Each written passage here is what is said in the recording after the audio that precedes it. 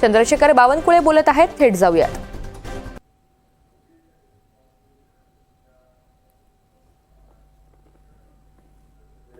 आशा अपेक्षा आहे की डबल इंजिन सरकार महाराष्ट्राला पुढे नेईल आणि या अपेक्षेने मोठ्या प्रमाणावर लोक भाजपाचे सदस्यता अभियान ग्रहण करताय. पुढच्या काळामध्ये प्रत्येक बूथवर 3 सक्रिय सदस्य ऍक्टिव्ह मेंबरशिप आम्ही करतोय. राज्यात 3 लाख ऍक्टिव्ह मेंबर होतील असा आमचा माननीय रवी चव्हाण यांनी मी प्रयत्न करतोय. त्यामुळे ठाकरेगड रिकामा व्हायला लागला. खरं तर माननीय उद्धवजींनी हिंदू हृदय सम्राट बाळासाहेब ठाकरेजींच्या हिंदुत्वाचा विचार हा सोडून दिल्यामुळं आणि काँग्रेस सारख्या अविचारी पक्षाशी युती केल्यामुळं माननीय उद्धवजींना अनेक कार्यकर्ते सोडून चालले आहेत.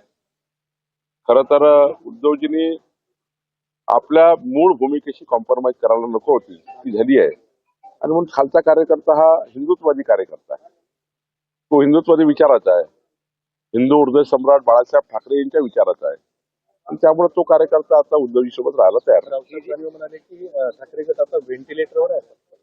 नाही. ठीक आहे, पण उद्धवजी सोबत आता सध्या, कारण जेव्हा उद्धवजी मुख्यमंत्री होते त्या काळातही काही फार पक्ष सांभाळण्याचं काही फार काम झालं नाही आणि अविचारी काँग्रेससोबत त्यांनी युती केली. ही सगळी मंडळी जी आज परत आली ही विधानसभा निवडणुकीच्या तोंडावर परत गेलेली आहे. त्यावेळेस त्यांना निवडणुका लढायच्या होत्या, लढून झाल्या, आता परत आले. नाही, त्यांना आम्ही तेव्हाही सांगितलं होतं की महायुतीमध्ये सर्व प्रचार प्रसार केला पाहिजे. तेव्हाही आम्ही त्या ठिकाणी त्यांना कळवलं होतं. पण शेवटी आता विधानसभेची निवडणूक संपली आहे. आता काही तो काळ फार संघर्षाचा काळ नाही आहे. महायुती म्हणून आम्ही आता सर्वांनी एकमत केलं आहे की बाबा चांगल्या कार्यकर्त्याला पुन्हा पक्षामध्ये संधी दिली पाहिजे. शेवटी 40-40 वर्ष 50-50 वर्ष पक्षामध्ये काम करतात, एखादी चूक त्यांना माफही केली पाहिजे. वाळू माफियांचा हेतूच सुरू आहे, त्या अंतर्गत वाळू धोरण बदलण्याची गरज आहे अशा पद्धतीची मागणी होते. अधिकाऱ्यांवर हल्ले होत आहेत. या महाराष्ट्रामध्ये अत्यंत चांगलं वाळू धोरण येत आहे. 18 तारखेला आमची अंतिम बैठक आहे. 18 तारखेला आम्ही वाळू धोरण अंतिम करतोय आणि सर्वसामान्य जनतेला स्वस्त वाळू मिळेल. वाळू माफियागिरी करताच येणार नाही आणि डिमांडवर सप्लाय पूर्ण होईल. जेवढी डिमांड आहे तेवढा सप्लाय जर केला तर माफियागिरी होणार नाही. आणि त्यामुळं त्या पद्धतीचं धोरण, ज्या पद्धतीने गावातली वाळू गावात मिळाली पाहिजे, मोठ्या बांधकामाला एम-शँड मिळाली पाहिजे. म्हणजे गिट्टीवरची जे दगडावरची शँड जी आहे ती आता आम्ही सर्व बांधकामाला अलाव करतोय. VRCने रिपोर्ट दिला आहे की कुठल्याही प्रकारचं कॉन्क्रीट आता रिव्हर्स शँडची गरज पडणार नाही. फक्त प्लास्टर करता रिव्हर्स शँड वापरावं. बाकीचं जे शँड आहे ती दगडावर तयार केलेली शँड वापरावी. त्यामुळे मोठ्या प्रमाणावर बांधकाम आता त्या शँडवर शिफ्ट होणार आहे. मला वाटतं की आम्ही जे धोरण 7 दिवस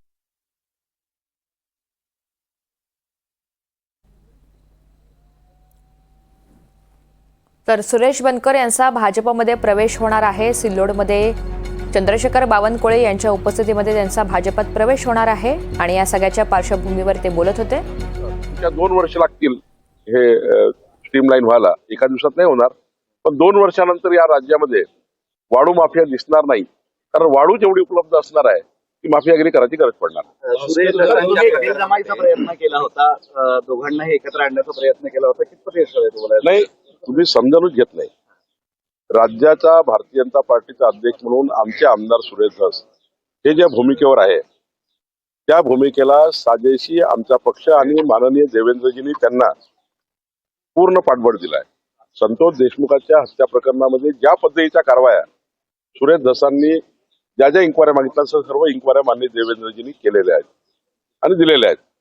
भारतीय जनता पार्टी म्हणून मी पूर्ण पाठबळ सुरेश धसांच्या मागे उभा आहे. पण खरं तर त्या प्रकरणामध्ये, संतोष देशमुख हत्या प्रकरणामध्ये धनंजय मुंडे आणि सुरेश धस या दोघांनी जर आरोपीला अंतिम शिक्षा देण्याकरता एकत्रित काम केलं तर संतोष देशमुखला अधिक चांगला न्याय मिळू शकतो, त्या हत्येला अधिक चांगला न्याय मिळू शकतो, ही आमची भूमिका आहे. आणि दोघांची भूमिका पूरक आहे.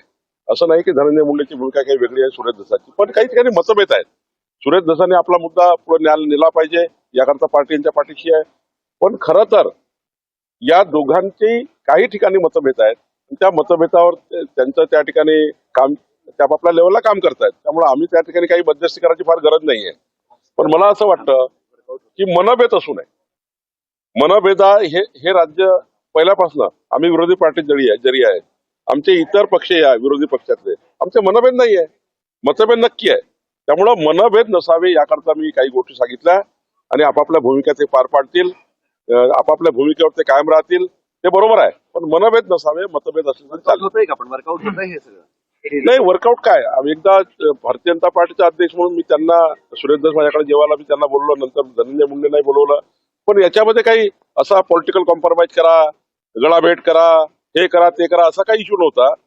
फक्त त्या ठिकाणी आपापल्या इश्यूवर काम करावं आणि त्या ठिकाणी राज्याचं बीडचं विकासाचंही त्या ठिकाणी काम करावं. बीडच्या विकासामध्ये कुठल्याही पद्धतीचा या सर्व बाबीमुळे फटका बसू नये.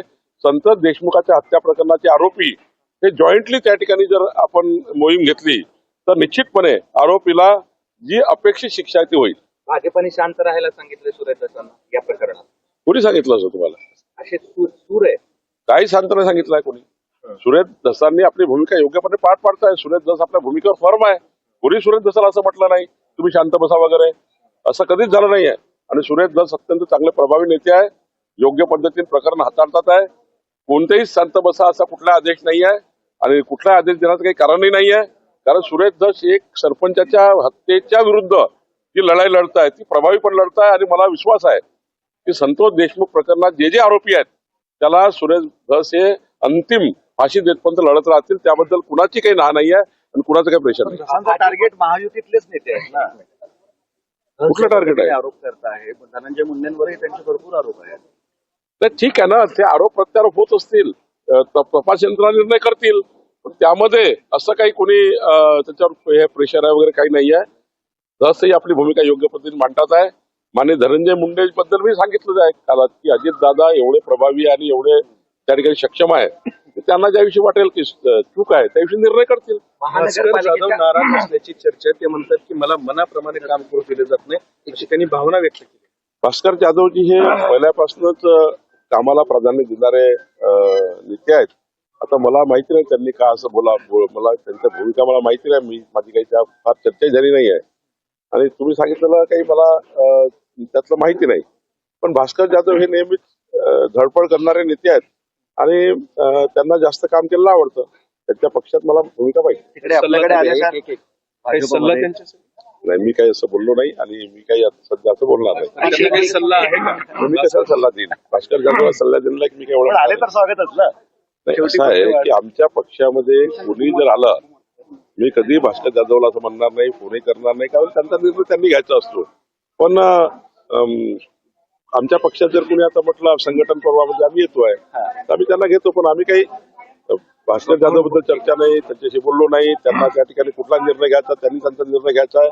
त्यामुळे मला असं वाटतं या प्रकरणात काही अडचण आहे. एक शेवटचा प्रश्न आहे. महानगरपालिकेच्या निवडणुका भाजपा सोबळावर लढण्याची तयारी करते का? तसे संकेत आहेत का? कारण शिवसेनेला वाटतं की अशा पद्धतीची भाजपाची तयारी सुरू आहे. मी जाणीवपूर्वक सांगेल, भारतीय जनता पार्टी 100% महायुतीच्याच बाजूने आम्ही जातो आहे.